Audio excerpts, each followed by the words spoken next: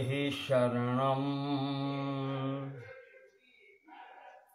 वेदान्तार्थप्रकाशेन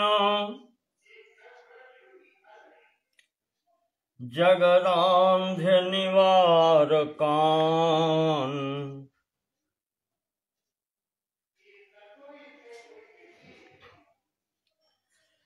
सर्वाचार्याग्रगण्यान्स्तान् वन्दे शङ्करदेशिकान्।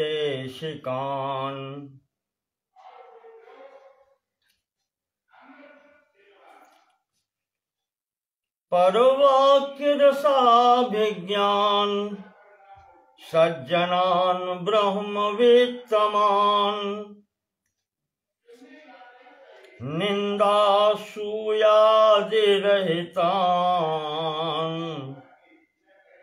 प्रणमामि महत्तमान्। मार्गं ते सम्प्रवक्ष्यामि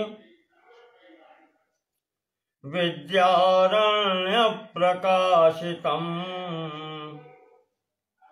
सम्यक् नाहं विजानामि यथा मति वदामि ते। श्रीमत् सर्वगुरून् नत्वा पंचदश्या निर्भाषया महावाक्य विवेकस्य कुर्वे व्याख्यां यथामति कुर्वे व्याख्यां यथामति।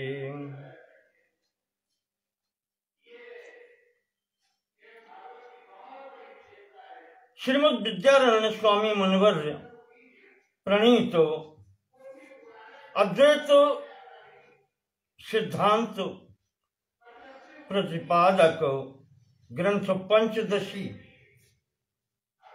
के आज के खंड में इसके पंचम प्रकरण महावाक्य विवेक पर विचार करेंगे। पुस्तक के जो 3 विभाग हैं, तो जो पहला विभाग है विवेक प्रकरण का, उसका ये अंतिम प्रकरण है। पहले विभाग विवेक विभाग का ये अंतिम प्रकरण है और इसमें महावाक्यों पर विचार किया गया है।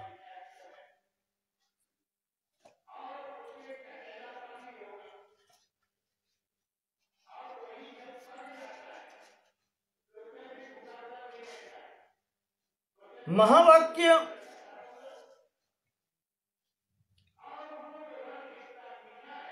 हमारे महर्षियों की, ऋषियों की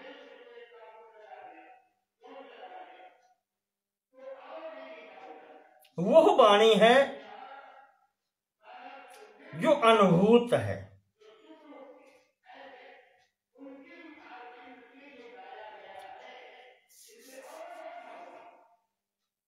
इसके अंतर्गत मुख्य रूप से 4 वाक्य आते हैं।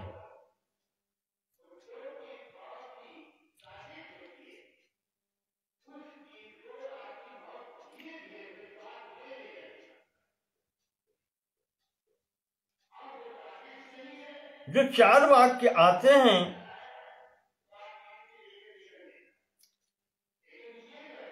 उनमें पहला वाक्य है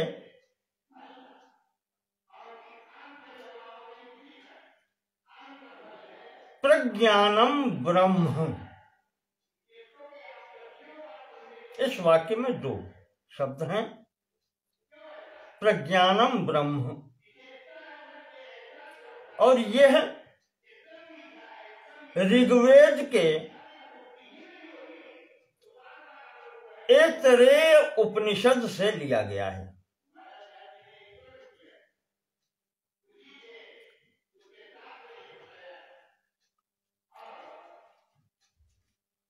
दूसरा वाक्य है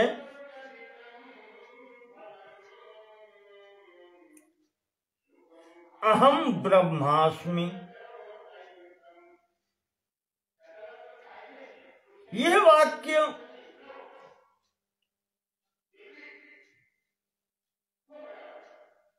यजुर्वेद के बृहदारण्यक उपनिषद से लिया गया है। दो हो गए।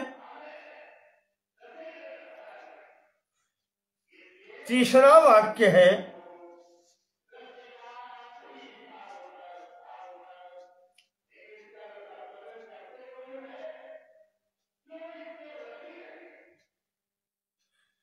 तत्त्वम् असि।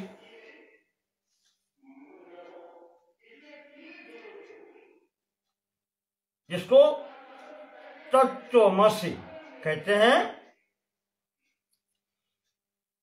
यह वाक्य छांदोग्य उपनिषद से लिया गया है और यह सामवेद का उपनिषद है।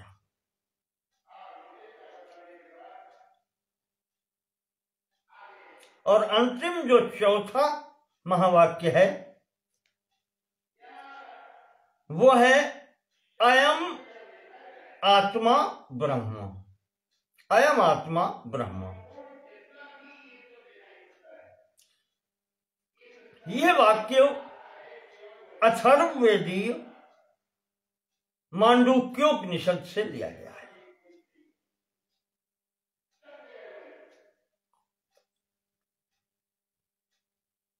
मुख्य रूप से यही चार महावाक्य कहे जाते हैं।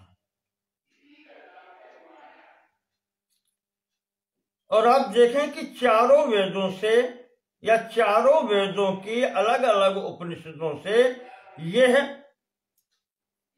वाक्य ग्रहण किए गए हैं।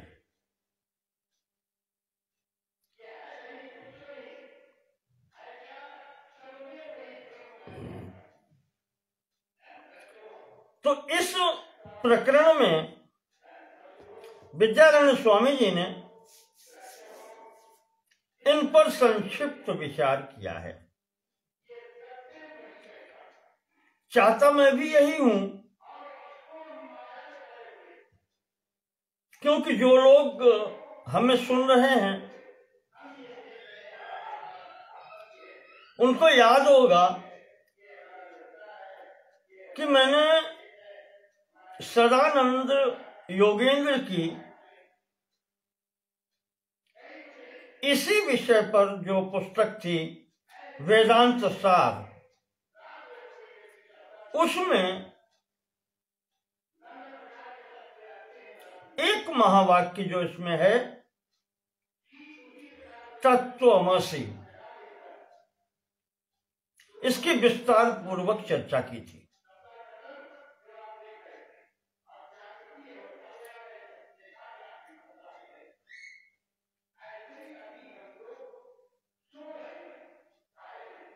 इच्छा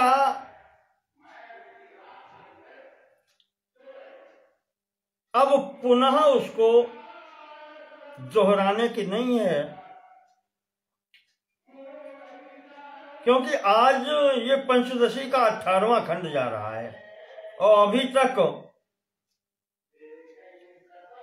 विवेक प्रकरण के अंतिम प्रकरण में पहुंचे हैं। विवेक भाग के पंचदशी के यानी 1/3 ग्रंथ का ये अंतिम प्रकरण है। इस कारण से विशेष विस्तार न करते हुए जितना स्वामी जी ने बतलाया है उस पर विचार करेंगे। दो बातें ऐसी हैं जिनका कई बार कर चुके हैं और संभवतः इसमें ही इसी ग्रंथ के प्रथम प्रकरण में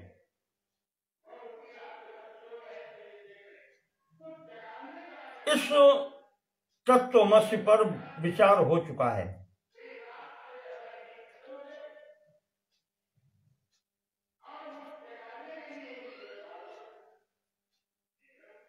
और दो ही शब्द अधिक आते हैं, एक आता है अन्वय व्यतिरेक। इस शब्द पर भी वहां वेदांत सार में चर्चा हो चुकी है और इस ग्रंथ में भी पिछले खंडों में चर्चा हो चुकी है। इसलिए हम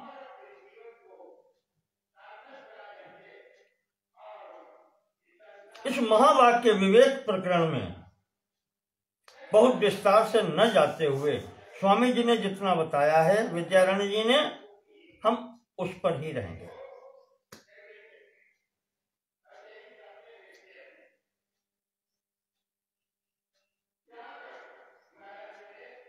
तो स्वामी जी ने प्रथम जो महावाक्य लिया है वो लिया है ऐतरेय उपनिषद का, जो ऋग्वेदीय उपनिषद है। वाक्य है प्रज्ञानम ब्रह्म।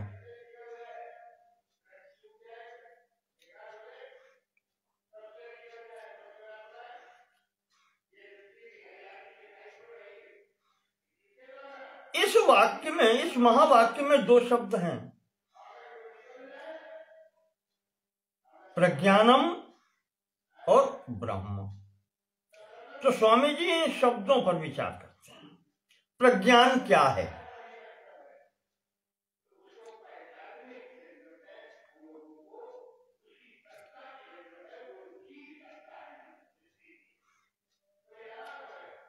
स्वामी जी कहते हैं कि ये नेक्षते शृणोतीदम् जिघ्रति व्याकरोति च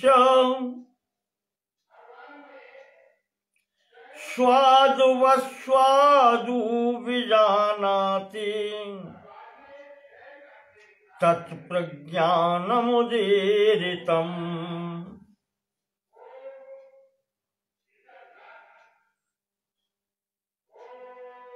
इसको जरा वो करें, अन्वय करें इसका। येन इदम ईक्षते शृणोति जिघ्रति व्याकरोति च स्वादवस्वादु विजानाति।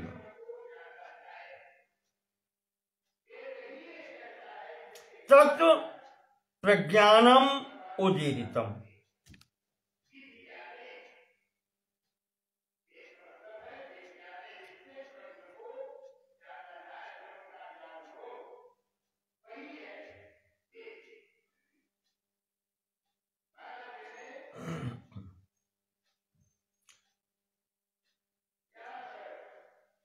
जिसके कारण ये न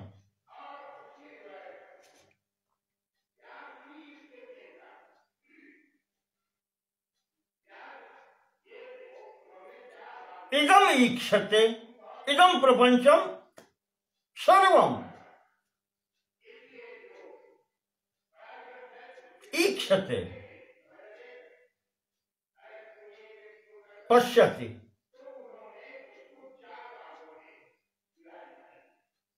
देखता है, जिसके कारण ये सब कुछ देखा जाता है।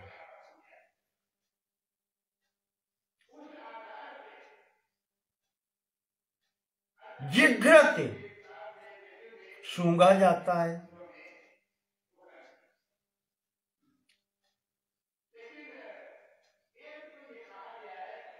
व्याकरोति, बोला जाता है, वाणी द्वारा प्रकट किया जाता है।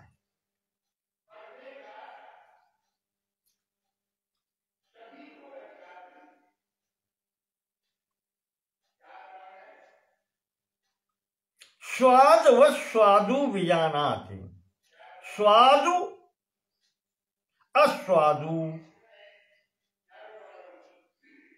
स्वाद युक्त और स्वाद रहित। दोनों प्रकार के रसों को जाना जाता है।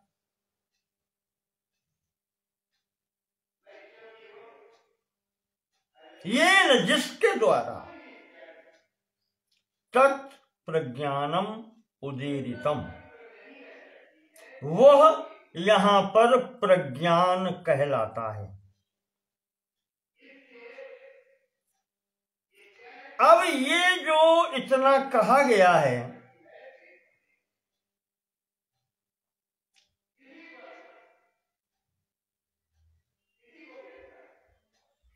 इससे लक्षित तो होता है कि वो स्वरूप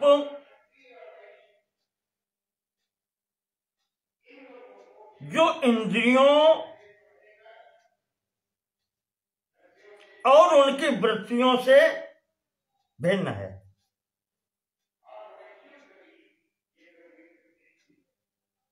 इंद्रियों के लिए देखता है, जिसके कारण देखा जाता है, जिसकी प्रेरणा से ये इंद्रिय चलती है।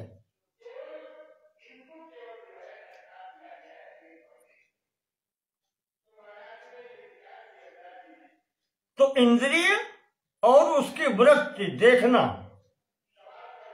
या सूंघना या बोलना या रस लेना, जिसके कारण होता है,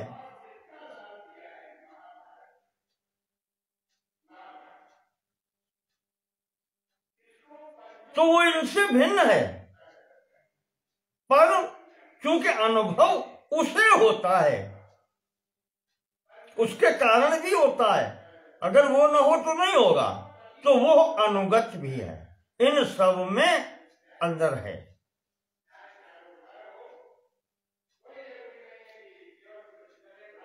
तो वो इन सब का साक्षी है। उसको उस भाषा में ले।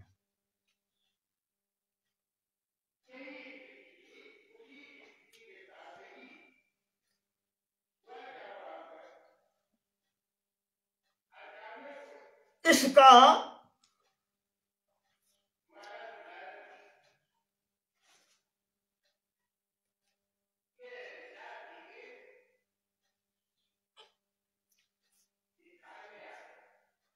ऐसा ही एक प्रश्न केन उपनिषद, वो सामवेदी उपनिषद है, उसमें पहला मंत्र ही कहता है ओम केनेषितं पतते प्रेषितं मनः।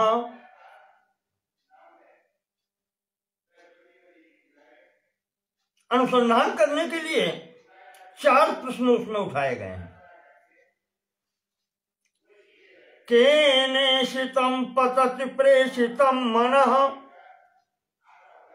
केन प्राणः प्रथमः प्रैतियुक्तः, केनेषितां वाचमिमां वदन्ति चक्षुः श्रोत्रं क उ देवो युनक्ति। वो कौन सा देव है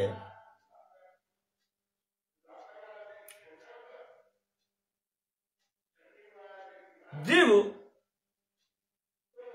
सुप्रकाशित के अर्थ में आता है जो अपने ही प्रकाश से प्रकाशित होता है। 4 प्रश्न उठाए गए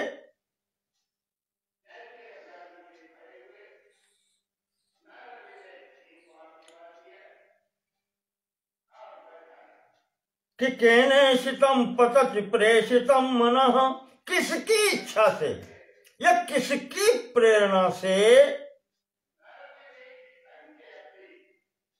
यह मन अपना कार्य करता है।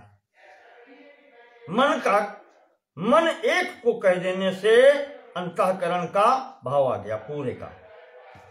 मन बुद्धि चित्त अहंकार, ये अंतःकरण किसके प्रेरणा से कार्य करता है?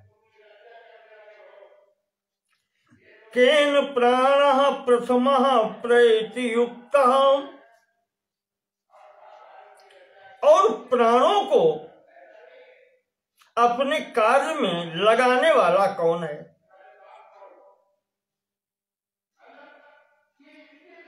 और फिर केनेषितां वाचमिमां वदन्ति, वाणी आज जो कर्मेंद्रियां हैं वो किसकी इच्छा से प्रेरित होकर के अपना कार्य करती हैं? चक्षुः श्रोत्रम का देवो युनक्ति, चक्षु श्रोत्र नेत्र और कान आदि जो कर्ण आदि जो इंद्रियां हैं, ज्ञानेन्द्रियां, इनको अपने विषयों में कौन नियुक्त करता है?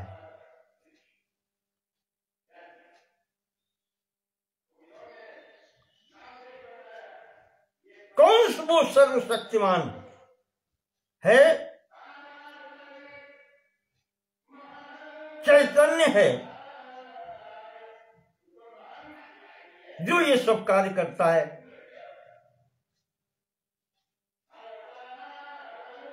इसको अगले मंत्र में और स्पष्ट करते हैं कि श्रोत्रस्य श्रोत्रम मनसो मनो यद्, कानों का भी कान कौन है, कर्ण का भी कर्ण कौन है, यानी जिसके कारण कर्णेंद्रिय काम कर रही है वो कौन है?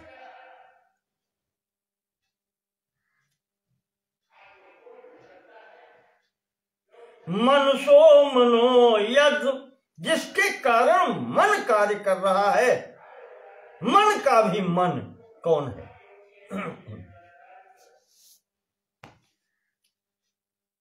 वाचो हवाचम,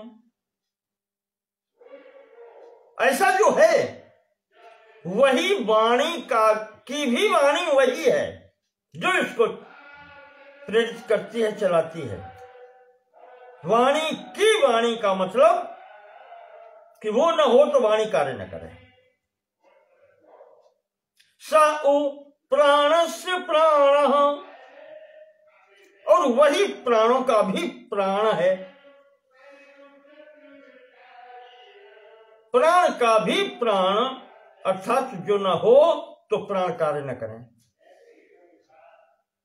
चक्षुषश्चक्षुरतिमुच्य धीराम, जो चक्षु का भी चक्षु है, नेत्रों का भी नेत्र है, अर्थात नेत्रेंद्रियों की जो दर्शन शक्ति है वो जिसके कारण है। अतिमुच्य धीरहम, फिर आगे बात उठाते हैं कि इन धीरा, धीर इस क्षेत्र में धीर कौन है? जैसे रण क्षेत्र में धीर कौन होता है? जो रण छोड़ के भागे नहीं। तो ज्ञान के क्षेत्र में धीर पुरुष कौन है? जो इनको जानना चाहता है, तत्वज्ञानी।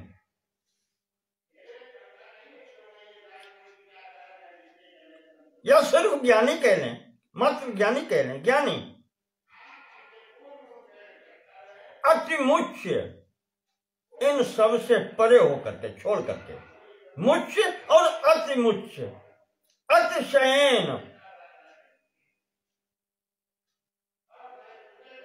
मुच्य,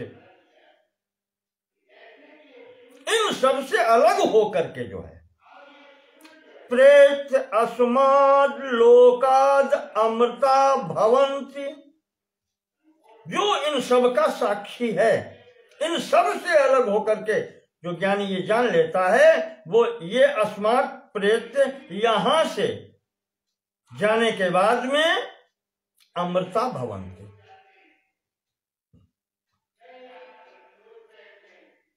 पुनः नहीं आना पड़ता, मुक्त हो जाते हैं।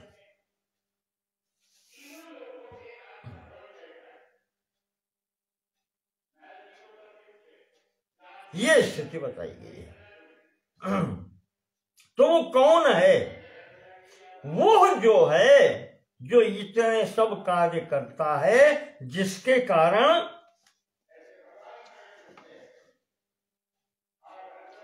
ये नेक्षते, उसके कारण ही ये देखता है, सुनता है, बोलता है, रसों को ग्रहण करता है, वही तो प्रज्ञान कहलाता है।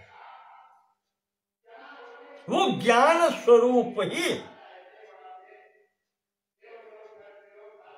प्रज्ञान कहलाता है।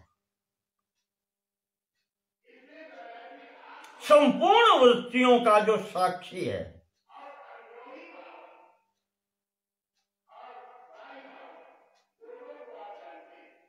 अंतःकरण, कर्मेंद्रिय, ज्ञानेंद्रिय, इनकी सबकी, प्राणों का सबका जो साक्षी है, वही प्रज्ञान कहलाता है।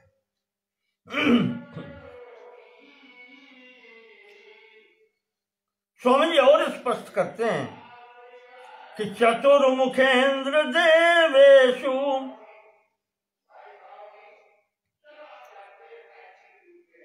एक पद में प्रज्ञान का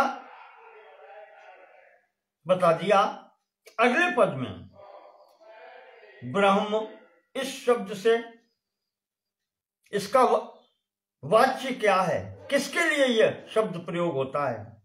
चतुर्मुखेन्द्र देवेशु मनुष्यासु गवादिषु चैतन्यम एकम ब्रह्मातः प्रज्ञानम ब्रह्म मय्यपि।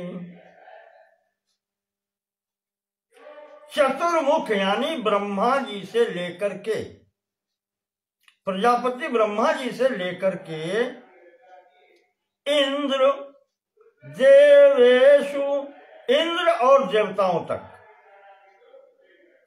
मनुष्य, अश्व, गवादिषु, ब्रह्मा, इंद्र, देवता, ये उत्तम गतियों वाले बताए। उसके बाद में मध्यम में आ गया मनुष्य, और निम्न श्रेणी वाले जो पशु आदि हैं, उनमें घोड़ा है, गाय है, आदि आदि।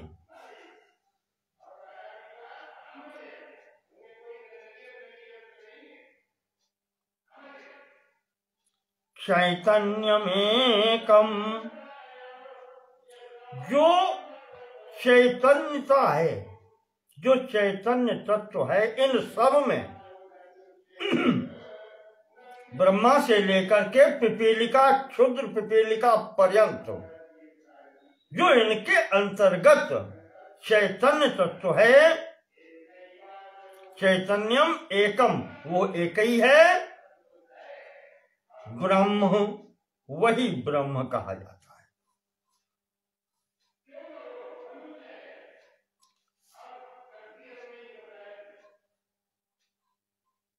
और अंत में कहा, ये ब्रह्म बता दिया, जो चैतन्यांश है, जो चैतन्य है, वो एक ही है, और वो ब्रह्मा से लेकर के क्षुद्र पिपीलिका तिर्यक योनि पर्यंत समस्त प्राणियों में जो है वह ब्रह्म है।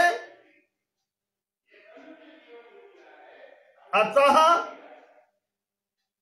प्रज्ञानम ब्रह्म, वो जो प्रज्ञान ब्रह्म है, मयि अपि, वो मेरे में भी है। इसके लिए ये वाक्य है।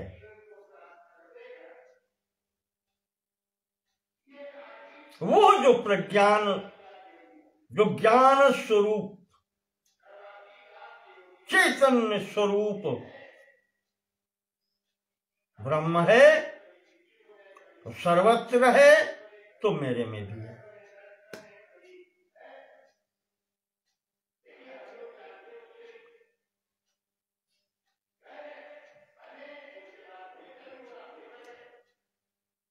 ये प्रथम महावाक्य प्रज्ञानम ब्रह्म जो ऋग्वेदीय है वो सूचित करता है, वो ज्ञान देता है, यह कहता है ऋषियों का अनुभव।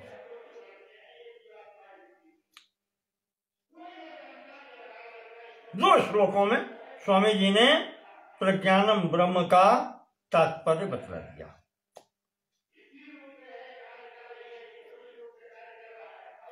इसी प्रकार से अगला आता है अहम ब्रह्मास्मि। ये यजुर्वेद के उपनिषद बृहदारण्यक का वाक्य है।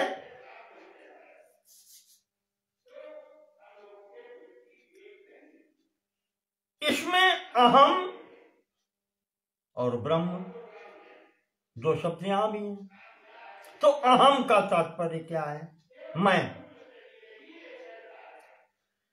परिपूर्ण परात्मास्मिन्, जो परिपूर्ण परमात्मा है, जो परिपूर्ण परात्मा परब्रह्म है। अस्मिन् देहे, जो इस देह में भी है। विद्याधिकारिणी,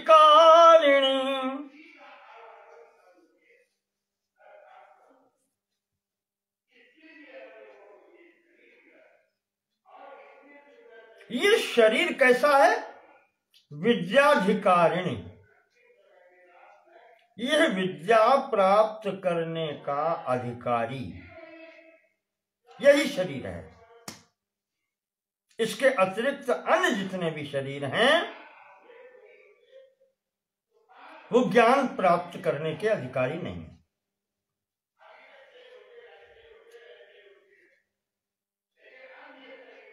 नर समान नहीं कवन्यु देहि, संतत संत प्रशंसहि जेहि। ये मनुष्य का शरीर जो है, इसीलिए सर्वश्रेष्ठ कहा गया है। ये जो शरीर है, यह उस विद्या को पाने का अधिकारी है। तो बुद्धेः साक्षितया स्थित्वा, जो सभी करणों के द्वारा ज्ञान प्राप्त करता है, सभी साधनों के द्वारा ज्ञान प्राप्त करता है, वह परात्पर परब्रह्म इस देह में उपस्थित है और साधकतम जो करण है, साधन है, अन्यतम साधन है, जिससे ज्ञान वो लेता है, प्राप्त करता है, ग्रहण करता है, वो है बुद्धि अर्थात अंतःकरण। स्थित्वा, बुद्धे साक्षितया स्थित्वा, और वो उस बुद्धि का भी साक्षी है। क्योंकि मन बुद्धि चित्त अहंकार जितने अंतःकरण ये सब हैं ज्ञान प्राप्ति के साधन, वो उसके उपकरण हैं। इनके द्वारा ही वो यहां कार्य करता है।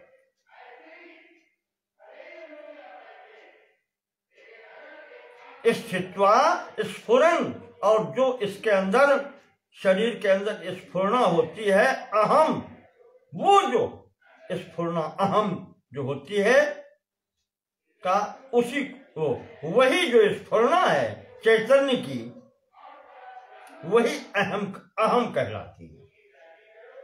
मैं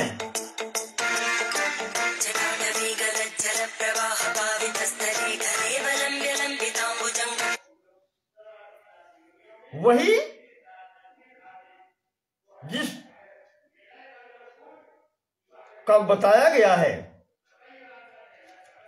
कि परिपूर्ण परात्मास्मिन् देहे विद्याधिकारिणी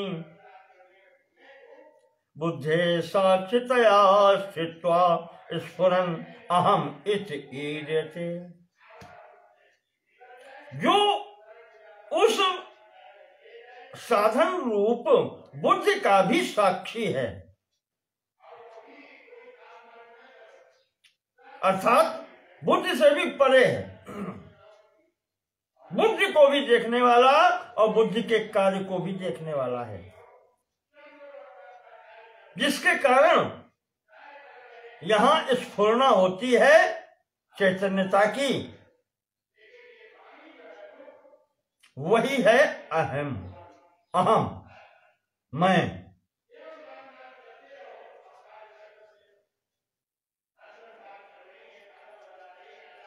और फिर दूसरा शब्द आता है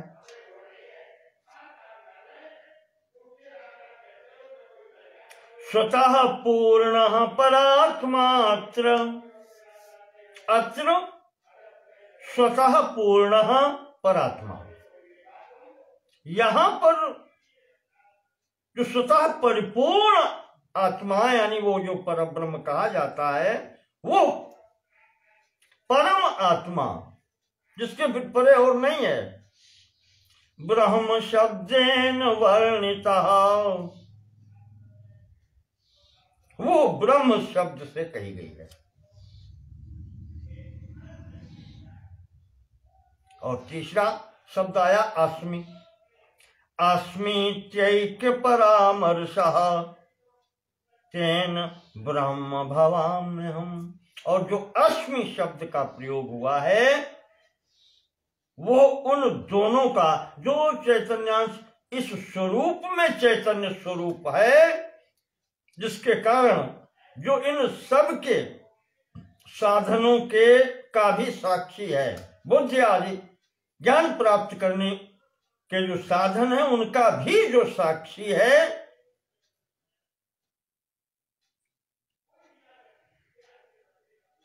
जिसके कारण यहां स्फुरना होती है, वो कहलाता है अहम।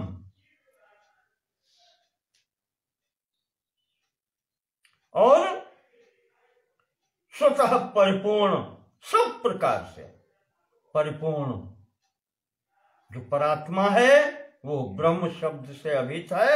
और अस्मि शब्द जो कहा गया है, इन दोनों का ऐक्य यानी दोनों एक ही हैं,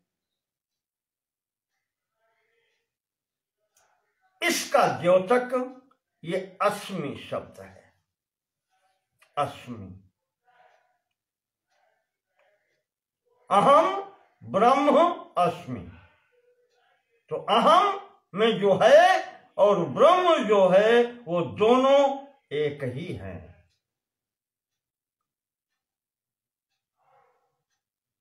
मैं ब्रह्म हूं,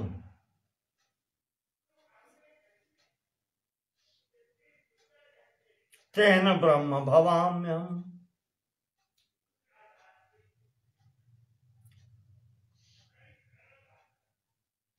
इसी से सारांश निकलता है, जो ध्वनित होता है वो ध्वनित होता है कि मैं ही ब्रह्म हूं।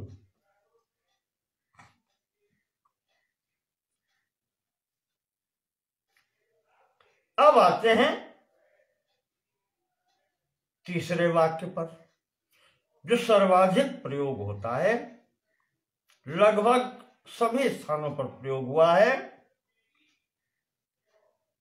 सामवेदीय उपनिषद छांदोग्य का वाक्य, महावाक्य तत्त्वमसि, इसमें भी 3 शब्द हैं, तत्व, त्वम अस। तो अब एक एक करके लेते हैं तत् शब्द। एकमेवा द्वितीयं सन, वो तत्व जो एक है, एकम एव, एक ही, अद्वितीयम दूसरा नहीं, सन है, नाम रूप विवर्जितम, जिसका न कोई नाम है न रूप है, निर्गुण निराकार निर्विकल्प निर्वध्य, ये स्थिति। वह सृष्टेः पुरा अधुनाप्यस्य, सृष्टि पुरा जो सृष्टि के पहले भी था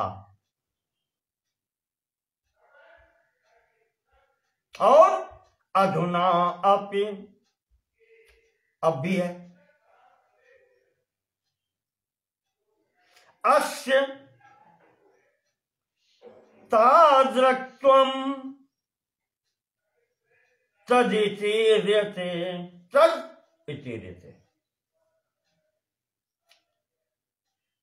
जो सृष्टि के पूर्व भी, जिसको उपनिषद ने, तैत्तिरीय उपनिषद ने कहा है सद एव सौम्येदमग्र आसीत एकमेवा द्वितीयकम,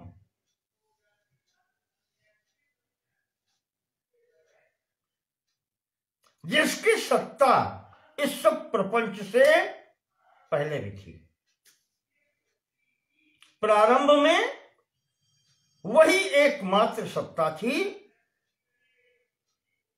एकम एव अद्वितीयकम, एक ही थी, अद्वितीय, दूसरा कोई था ही नहीं। इतना जोर देते हैं एक सिद्ध करने के लिए एव शब्द भी, केवल शब्द भी प्रयोग करते हैं, एक ही और अद्वितीय भी शब्द, दोनों तरफ से उसको काट के एक करते हैं। दो सत्ताएं नहीं है, एक ही है,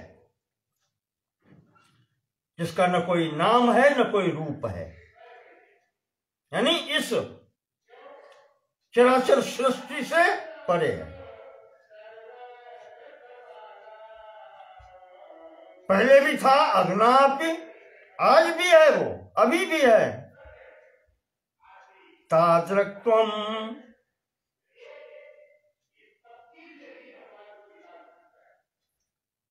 तादृक्त्वम, जैसा था वैसे ही है।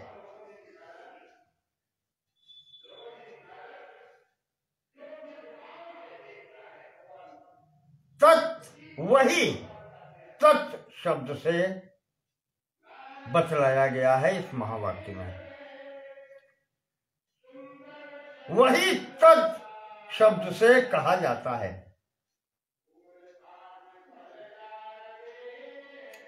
जो उस अविकृत, जिसमें कोई विकार नहीं किसी प्रकार का, उस वस्तु का निर्देश करता है, अर्थात चिदानंदमय पूर्ण परात्पर पर ब्रह्म।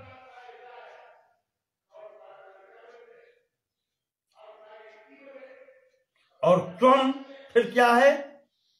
श्रोतुर्देहेन्द्रियातीतम,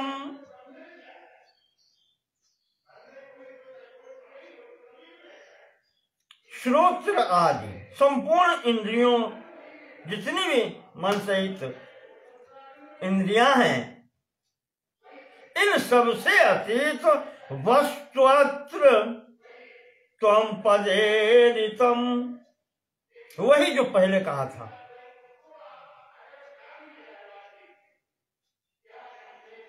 इदम से अभीत जितनी भी वस्तुएं हैं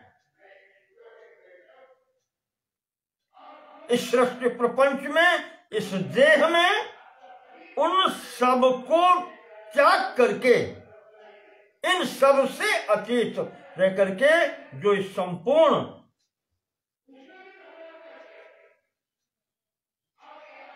प्रपंच को सत्ता दे रहा है, चैतन्यता दे रहा है, वो चैतन्य त्वम पद से कहा गया है।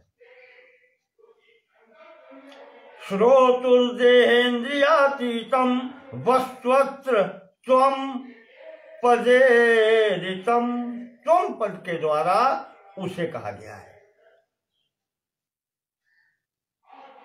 और फिर वही एकता ग्राह्यते सीति तदैक्यम अनुभूयताम, और अस शब्द जो आया है वो इन दोनों की एकता बतलाता है। तो तद ऐक्यम अनुभूयताम, उसी एकता का तुम अनुभव करो। ये स्वामी जी कह रहे हैं। 3 वाक्यों का, महावाक्यों का यहां पर 2-2 श्लोकों में प्रत्येक महावाक्य का दे रहे हैं। इसी प्रकार का अब 4था महावाक्य है।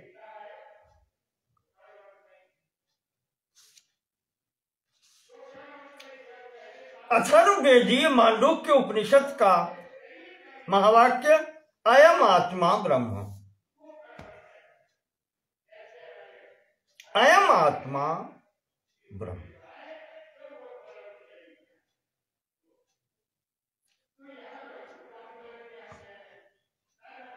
तो पहले अयम, 3 शब्द हो गए थे, अयम आत्मा ब्रह्म। तो अयम, अयम क्या है? स्वप्रकाशापरोक्षत्वम अयम इति उक्तितो मतम।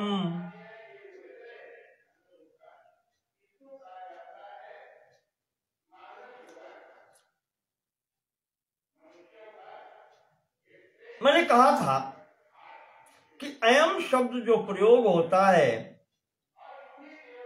वह उस के लिए प्रयोग होता है जो वस्तु परोक्ष न हो,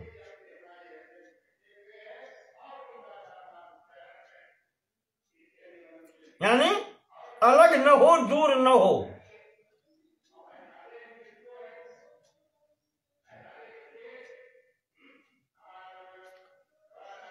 और इदम शब्द से अभिहित जो है वह प्रत्यक्ष या जो प्रमाणों से ग्रहण की जा सके, प्रत्यक्ष, अनुमान, उपमान इत्यादि जो 6 प्रमाण हैं उनके द्वारा जिसका ग्रहण हो सके, वो इदम शब्द से अभिहित होता है। इदम यह तो पीछे बता चुके हैं, उसी के लिए नेति, नेति शब्द प्रयोग होता है।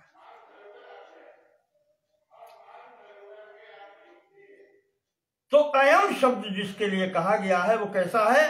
स्वप्रकाशापरोक्षत्वम, सुप्रकाश है, उसके लिए किसी प्रमाण की आवश्यकता नहीं है।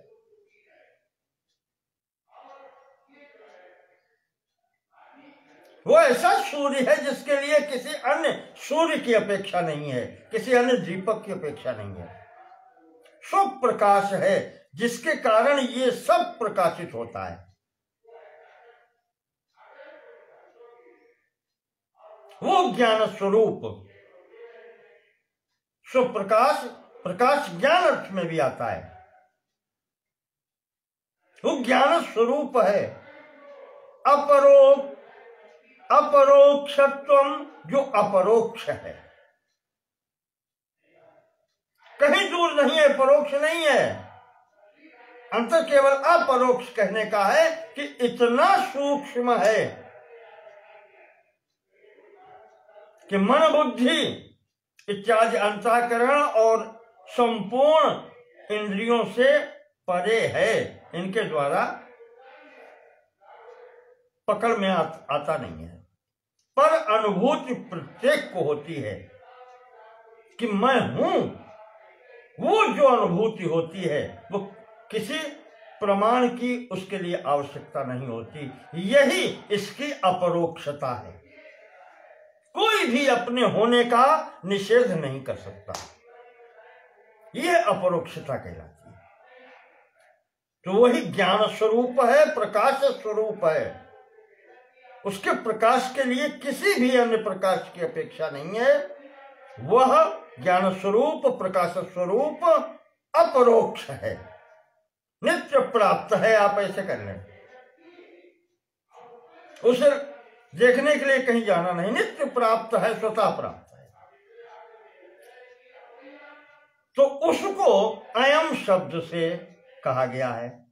अयम इति उक्तितः मतम। यहां जो अयम शब्द कहा गया है उसका तात्पर्य ये है।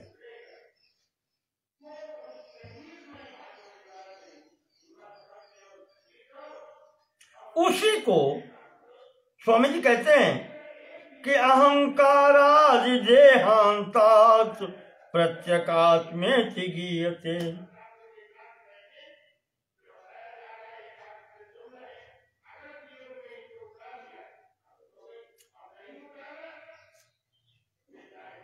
अहंकार से लेकर के उसको और स्पष्ट करते हैं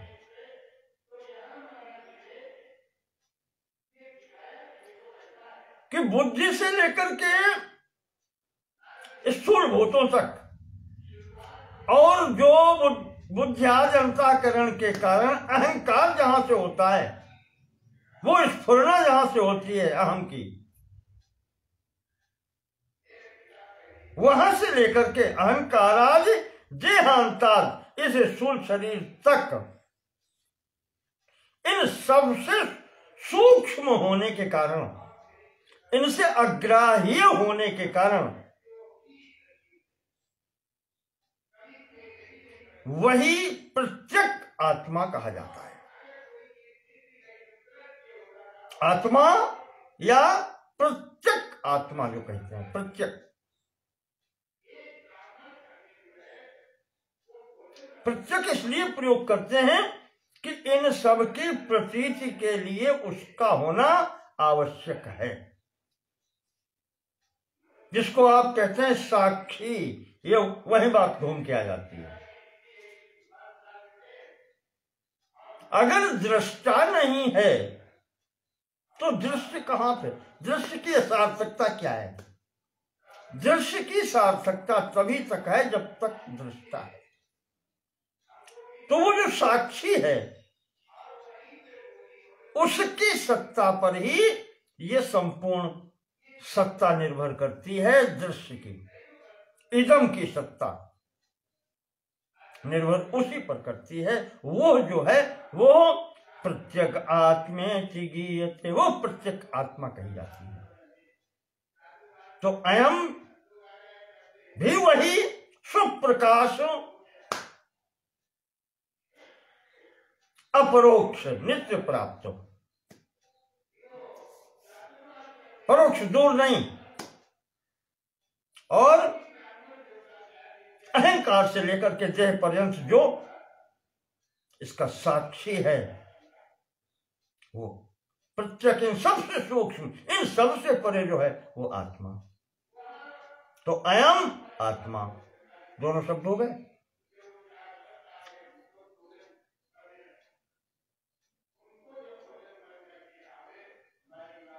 तो अयम परिपूर्णता दिखाई, यहां पर वो परिपूर्णता दिखाई कि जो सुप्रकाशित है वो क्या परब्रह्म की स्थिति हो गई।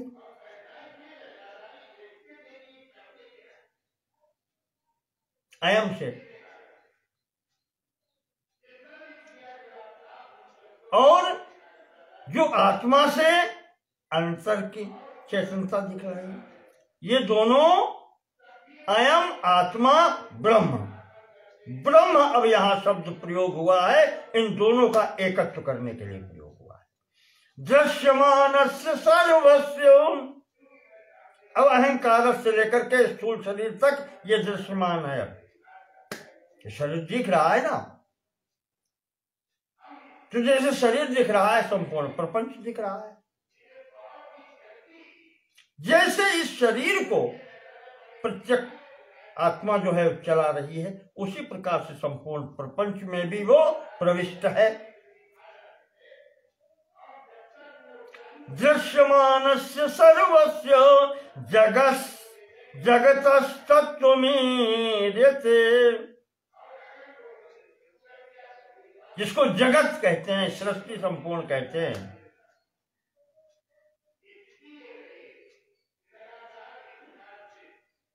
वो जिसके कारण है।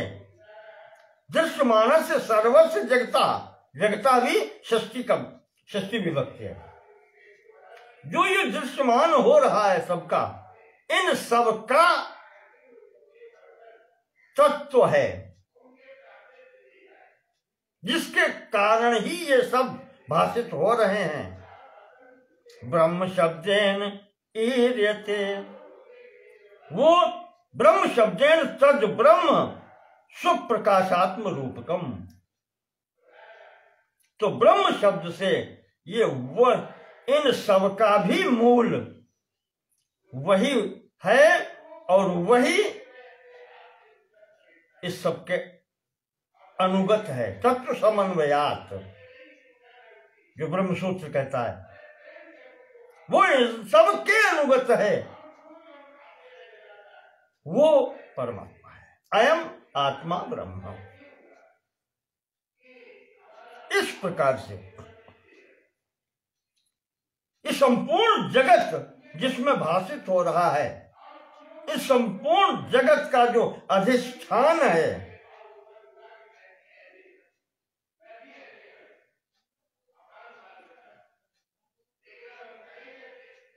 वही इस ब्रह्म शब्द का अर्थ है और वही इसके अंतर्गत भी है। उसी को यहां आत्मा कहते हैं और उसी को अयम ब्रह्म। तो यहां पर ये 4 वाक्य स्वामी जी ने बताए, चारों वेदों से के उपनिषदों से महर्षियों ने अनुभूत करके दिया। इन चारों वाक्यों, इनका तात्पर्य महापुरुषों से गुरु के समक्ष पहुंच करके ग्रहण करना चाहिए, उनसे समझना चाहिए, चिंतन करना चाहिए।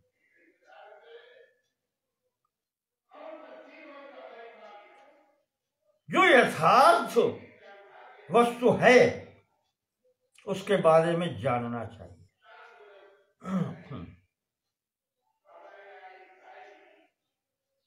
जितने भी संशय भ्रम विपर्य हैं, विपरीतता है, संशय हैं, भ्रम हैं,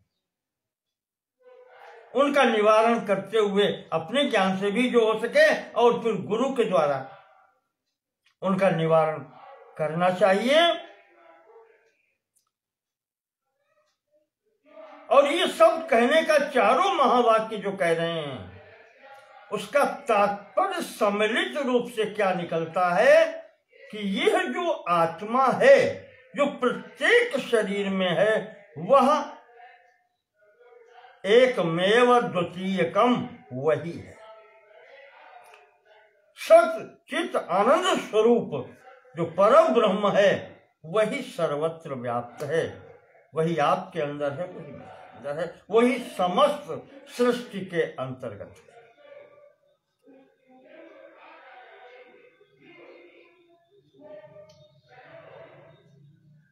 इस प्रकार से ये सब इनको जानने का प्रयास करें। स्वामी जी ने इन 8 श्लोकों में चारों महावाक्यों का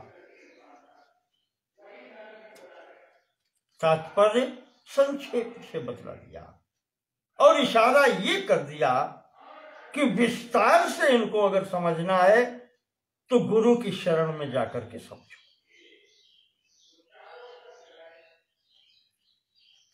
तुम्हारी संपूर्ण शंकाओं का निवारण करेंगे।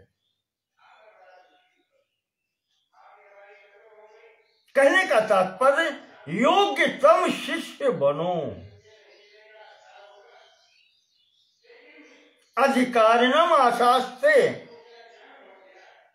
अधिकारी पुरुष इसको प्राप्त करता है, इसलिए अधिकारी बनो।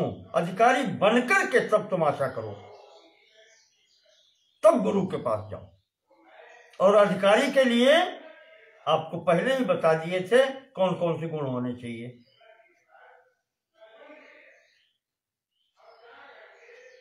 साधक के अंतर्गत साधक में 4 गुण होने चाहिए।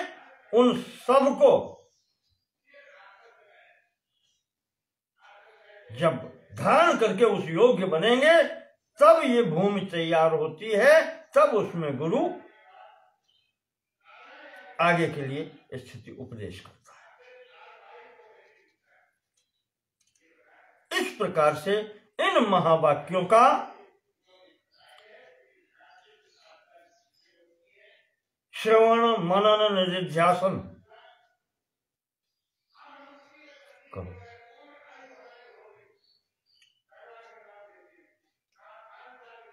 इसके लिए गुरु की आवश्यकता तो उन्होंने पहले भी बता दी कि गुरु की तो आवश्यकता है। किताबें या पुस्तकें सब कुछ नहीं पढ़ा दीजिए, ये हृदय से निकाल दीजिएगा कि मैंने सब कुछ पढ़ लिया।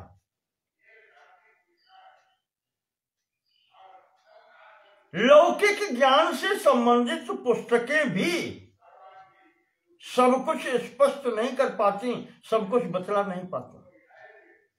अन्यथा आप देखते हैं इन विद्यालयों की या इन शिक्षकों की क्या आवश्यकता थी। पुस्तकें सब उपलब्ध हैं, पुस्तकें पढ़ा देते, विद्यार्थी पढ़ जाते।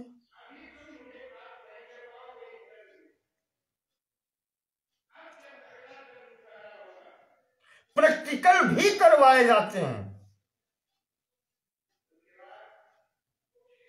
फिर भी वहां भी शिक्षक की आवश्यकता होती है। उपकरण उपस्थित हैं, पर उनको प्रयोग कैसे करना है यह वो गुरु ही बतलाता है। इस मार्ग पर कैसे चलना है यह वो गुरु ही बतलाता है जो इस मार्ग पर चल चुका है।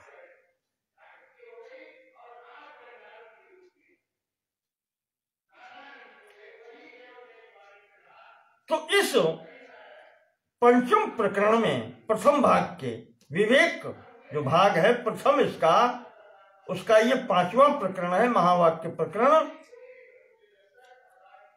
इसको विवेक भाग कहते हैं। यहां तक विवेक किया जाता है, एक एक का सूक्ष्मता से निरीक्षण किया जाता है, पृथक पृथक सबकी जानकारी, फिर किसमें अंतर क्या है, इन सब का करते हुए और अंतिम में उन सब की एकता का प्रतिपादन जो होता है वो इन महावाक्यों के द्वारा महर्षियों के अनुभूत मार्ग के द्वारा जो उन्होंने प्राप्त किया है उनके दिग्दर्शन द्वारा इनकी पुष्टता होती है।